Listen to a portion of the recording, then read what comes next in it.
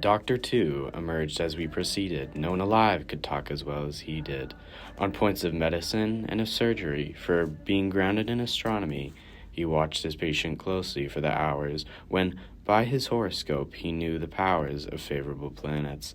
Then, ascendant, worked on the images for his dependent. The cause of every malady you'd got, he knew, and whether dry, cold, moist, or hot. He knew their seat, their humor, and condition. He was a perfect practicing physician. These causes being known for what they were, he gave the man his medicine then and there. All his apothecaries in a tribe were ready with the drugs he would prescribe, and each made money from the other's gill. They had been friendly for a goodish while. He was well versed in Escapulus too, and what Hippocrates and Rufus knew, and Dioscorides, now dead and gone, Galen, Rhazes, Ali, Serapion, Averroes, Avicenna, Constantine, Scotch Bernard, John of Gadansden, Gilbertine, in his own diet he observed some measure.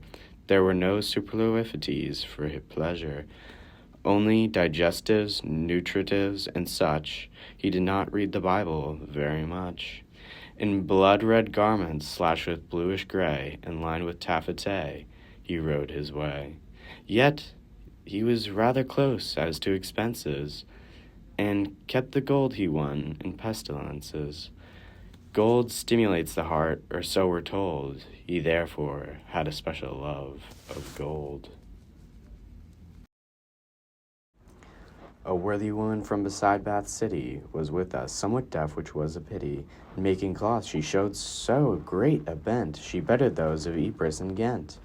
In all the parish not a dame dared stir towards the altar steps in front of her, and if indeed they did, so wrath was she, as to be quite put out of charity.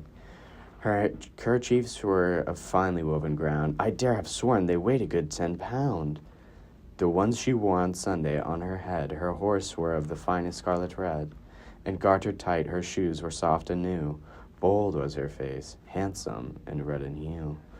A worthy woman all her life. What's more, she'd had 5 husbands, all at the church door.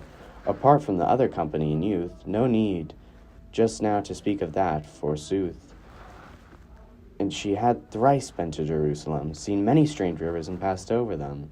She'd been to Rome, and also to Bologna, St. James of Compostela, and Cologne, and she was skilled in wandering by the way. She had gap teeth, set widely, truth to say.